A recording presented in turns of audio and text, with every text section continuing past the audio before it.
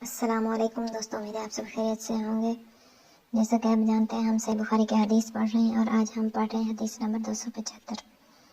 جب کوئی شخص مسجد میں ہو اور اسے یاد آئے کہ مجھ کو نہانے کی حاجت ہے تو اسی طرح نکل جائے اور تیمم نہ کرے۔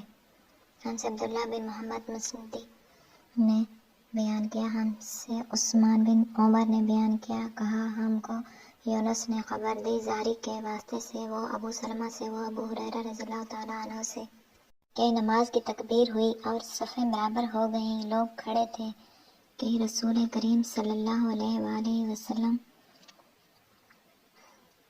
اپنے حجرے سے ہماری طرف تشریف لائے۔ جب آپ مصلی پر کھڑے ہو چکے تو یاد آیا کہ آپ جنبی ہیں، بس آپ نے ہم سے فرمایا کہ اپنی جگہ کھڑے رہو اور آپ واپس چلے گئے۔ پھر آپ نے غسل کیا اور واپس ہماری طرف تشریف لائے تو سر سے پانی کے قطرے ٹپک رہے تھے۔ آپ نے نماز کے لیے تکبیر کہی اور ہم نے آپ کے ساتھ نماز ادا کی۔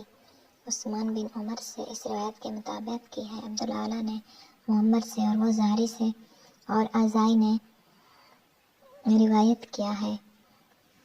یہ ہماری یہ ویڈیو یہاں پر ختم ہوتی ہے۔ ویڈیو پسند آئی تو لائک کر دیں، چینل پر نئے آئے ہیں تو چینل کو سبسکرائب کر دیں تاکہ اسلامی کتابوں کی تمام ویڈیوز آپ تک پہنچتی رہیں۔ ہم اپنی اگلی ویڈیو کے ساتھ پھر آپ کی خدمت میں حاضر ہوں گے۔ تب تک کے لیے اللہ نگہبان۔